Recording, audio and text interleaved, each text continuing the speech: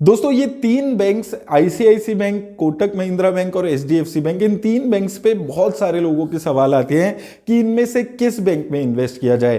तो आज इस वीडियो में मैं आपको क्वांटिटेटिव एनालिसिस यहां पर इनका करने वाला हूं। जितने भी इनके नंबर्स हैं, इनकी कैसी ग्रोथ रही है, मार्जिन इनके कैसे दिख रहे हैं, ये सारी चीजों का हम लोग इस वीडियो में कंपेरिजन करने वाले हैं। और ताकि आपको एक बेस मिल सके कि अगर आप इन तीनों में से किसी बैंक में इन्वेस्ट करने के बारे में सोचते हैं तो वो कौन सा आपका बैंक यहां पर रहना चाहिए जिसमें आप इन्वेस्ट करने के बारे में सोचें। और दोस्तों हम वैसे इन्वेस्टमेंट की और बहुत सारी बातें करते हैं, ट्रेडिंग और इन्वेस्टिंग की बहुत सारी बातें करते हैं, लेकिन दोस्तों काफी सारे लोगों का ये चीज कंसर्न रहता है कि हम अगर इन्वेस्ट कर रहे हैं तो डाइवर्सिफिकेशन इन्वेस्टमेंट में होना बहुत ज्यादा जरूरी होता है ताकि हमारा पैसा एक ही किसी एसेट क्लास में एक्यूमुलेट ना हो। अब वो करने के लिए हमें अलग अलग अकाउंट्स खुलवाने पड़ते हैं और काफी सारे लोगों का मेरे पास हमेशा सवाल आता है कि क्या कोई ऐसा प्लेटफॉर्म आपके पास है जिसमें हम सारे अलग अलग जो एसेट क्लासेस हैं एक ही प्लेटफॉर्म पे इन्वेस्ट कर सकें।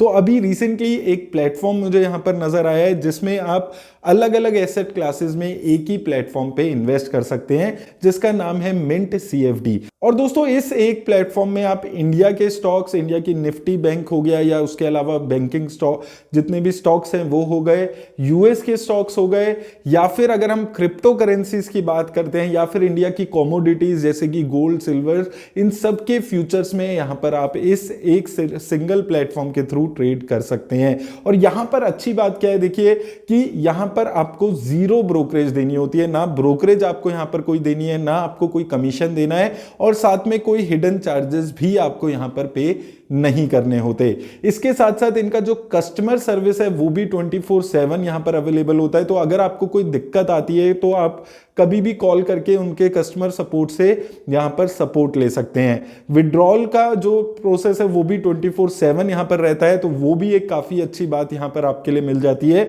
और चाहे आप एक बिगिनर हैं, चाहे आप एक एडवांस ट्रेडर हैं, आपके सभी टाइप के ट्रेडर्स के लिए ये काफी इजी टू यूज प्लेटफॉर्म अभी यहां पर आया है। तो अगर आप डिफरेंट एसेट क्लासेस में एक प्लेटफॉर्म के थ्रू यहां पर ट्रेड करने के बारे में सोच रहे हैं तो लिंक मैंने डिस्क्रिप्शन में आपको दे दिया है, साइन अप करके ट्रेडिंग करना शुरू कर सकते हैं।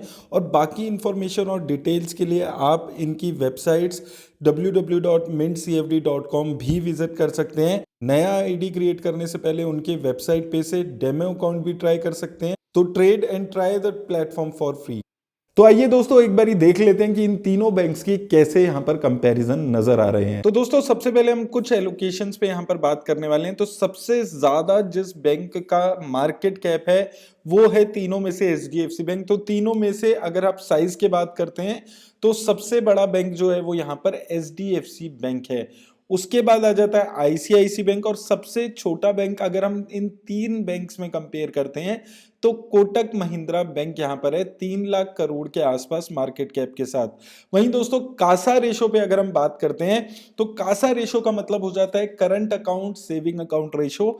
ये बेसिकली ये बताता है कि एक बैंक के पास जितना टोटल डिपॉजिट्स हैं उसमें से करंट अकाउंट में और सेविंग अकाउंट में कितने डिपॉजिट्स हैं। और ये हेल्प करता है बैंक को सस्ता पैसा उठाने में, क्योंकि करंट अकाउंट और सेविंग अकाउंट में ना के बराबर इंटरेस्ट यहां पर आपको देना होता है। तो इसलिए यहां पर अगर हम देखते हैं तो कासा रेशो जितना ज्यादा होता है किसी बैंक के लिए उतना ज्यादा अच्छा होता है। तो सबसे अच्छी कासा रेशो अगर हम बात करते हैं तो कोटक महिंद्रा बैंक की है 53.3% के आसपास की। उसके अलावा आईसीआईसी बैंक और एचडीएफसी बैंक की देखते हैं तो 44% की है। तो आईसीआईसी बैंक और एचडीएफसी बैंक की स्टेबल रही है हमेशा से कासा रेशो, लेकिन कोटक महिंद्रा बैंक की अभी कम हो गई है। पहले एक टाइम तक 60% तक इसकी कासा रेशो हुआ करती थी। ओवरऑल अभी भी कोटक महिंद्रा बैंक की कासा रेशो जो है वो काफी अच्छी है अगर हम बाकी बैंक से कंपेयर करते हैं। इसके अलावा दोस्तों एसेट क्वालिटी बहुत ज्यादा इंपॉर्टेंट होती है किसी भी बैंक की। इसका मतलब क्या हो जाता है, देखिए ग्रॉस एनपीए और नेट एनपीए की हम यहां पर बात कर रहे हैं। एनपीए का मतलब नॉन परफॉर्मिंग एसेट्स, ये दिखाता है, आप ये ऐसे मान सकते हैं कि इतना परसेंट जो टोटल कंपनी ने लोन्स दिए हुए हैं उसमें से इतने % लोन्स को डाउटफुल है कंपनी कि वो लोन्स आपको वापस मिलेंगे या नहीं मिलेंगे। जो नेट एनपीए है उसमें और ज्यादा डाउट है और ग्रॉस एनपीए में थोड़ा कम डाउट है, आप ऐसे समझ सकते हैं। तो जितना कम ये होता है उतनी ज्यादा एक बैंक की अच्छी एसेट क्वालिटी को दिखाता है। तो इस मामले में एचडीएफसी बैंक पूरी इंडस्ट्री में अगर आप बात करेंगे, सिर्फ इन 3 बैंक्स की बात नहीं है, पूरी इंडस्ट्री में अगर हम देखेंगे तो एचडीएफसी बैंक एक काफी कम एसेट क्वालिटी वाला बैंक रहा है, एक अच्छी एसेट क्वालिटी वाला और कम नेट एनपीए वाला। तो यहां पर आप देखेंगे 0.33% की नेट एनपीए है एचडीएफसी बैंक की, वहीं ग्रॉस एनपीए 1.23% की।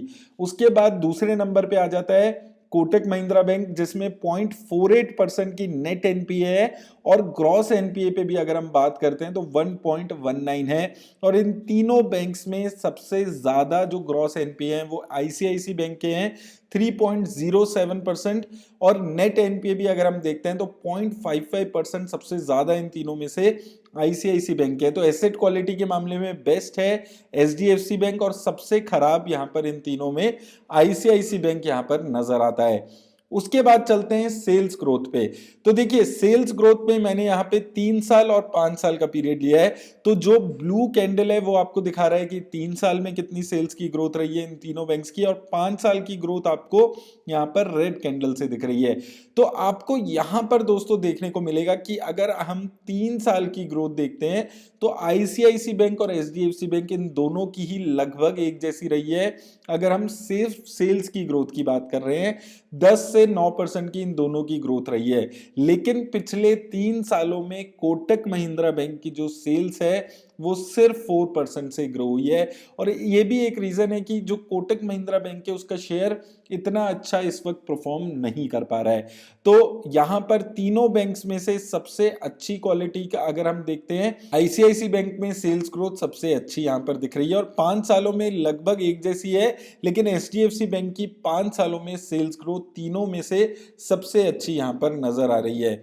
नेट प्रॉफिट की बात करते हैं तो देखिए नेट प्रॉफिट ग्रोथ में आईसीआईसी बैंक आपको अलग से ही 3 सालों की ग्रोथ दिखा रहा है। पिछले 3 साल में आईसीआईसी बैंक ने एक जबरदस्त प्रॉफिट में ग्रोथ दिखाई है। उसका रीजन एक ये भी रहा है कि इनके जो नेट एनपीए उसमें अच्छी खासी इंप्रूवमेंट रही है, जिसकी वजह से इनके ओवरऑल प्रॉफिट्स में इंप्रूवमेंट आती चली गई। तो यहां पर आप देखेंगे तो 5 साल की ग्रोथ तो देखिए तीनों बैंक्स की सेम है। 5 सालों में प्रॉफिट की ग्रोथ अगर हम देखते हैं तो तीनों बैंक्स ने 20% की ग्रोथ यहां पर दिखाई है। लेकिन 3 साल में अगर हम आते हैं तो 3 साल में आईसीआईसी बैंक ने इन दोनों बैंक्स को आउट परफॉर्म किया है। आईसीआईसी बैंक ने 81% की ग्रोथ दिखाई है, वहीं बाकी ये दो जो बैंक हैं इन्होंने 19% की ग्रोथ दिखाई है। तो देखिए शॉर्ट टर्म में अगर हम 3 साल में देख रहे हैं तो यहां पर इसीलिए आपको देखने को भी मिल रहा है कि आईसीआईसी बैंक का शेयर कितनी अच्छी रिटर्न्स यहां पर दे रहा है, क्योंकि 3 साल में बहुत अच्छी प्रॉफिट ग्रोथ यहां पर दिख रही है। प्राइस टू अर्निंग रेशो, अब दोस्तों हमने यहाँ पर की मैट्रिक्सेस इसके देख लिए, तो अब हम वैल्यूएशंस पे भी यहाँ पर बात कर लेते हैं इन तीनों बैंक्स की। तो प्राइस टू अर्निंग रेशो जो कि ये दिखाती है कि क्या वैल्यूएशंस मार्केट में मिल रही है।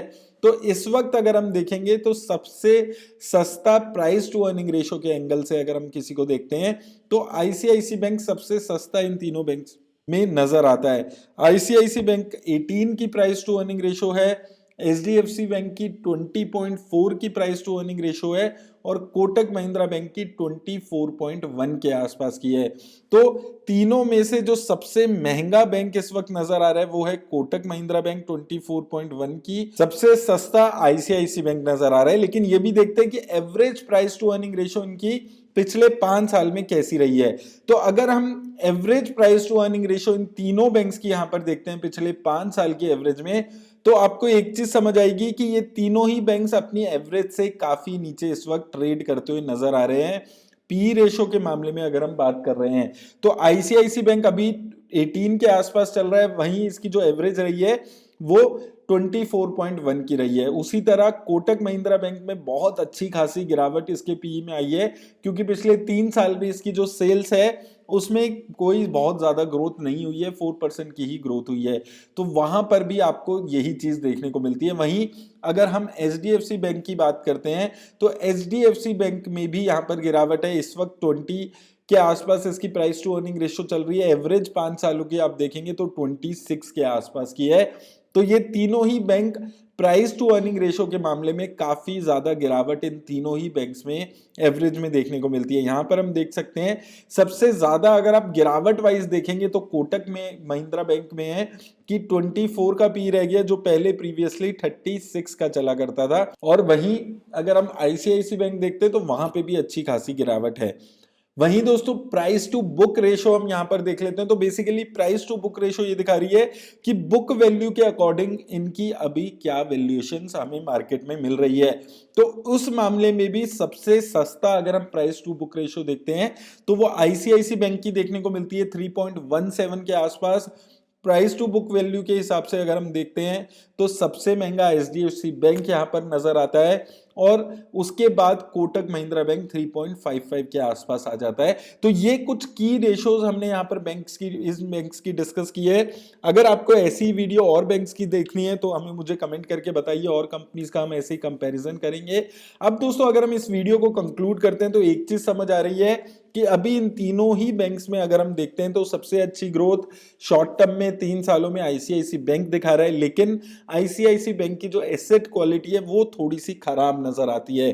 तो वैल्यूएशंस वाइज सबसे सस्ता आईसीआईसी बैंक इस वक्त है, ग्रोथ भी अच्छी है, उसके बाद भी प्राइस टू बुक वैल्यू अगर हम बात करते हैं उस एंगल से भी, प्राइस टू अर्निंग रेशियो पे अगर हम बात करते हैं तो उस एंगल से भी आईसीआईसी बैंक इन तीनों बैंक्स में सबसे सस्ता इस वक्त नजर आता है। और कोटक महिंद्रा बैंक सबसे महंगा बैंक यहां पर नजर आ रहा है, लेकिन साथ में वहां पर ग्रोथ भी उस लेवल की नहीं हुई है जिस वजह से इसका जो प्राइस टू अर्निंग रेशियो है उसमें गिरावट आई है। तीनों ही बैंक्स अपनी जो एवरेज 5 सालों की प्राइस टू अर्निंग रेशियो है उसमें सबसे नीचे यहां पर इस वक्त चल रहे हैं। एवरेज 5 सालों की जो इनकी प्राइस टू अर्निंग रेशियो रही है उसके मुकाबले तीनों ही बैंक्स में अच्छी गिरावट है।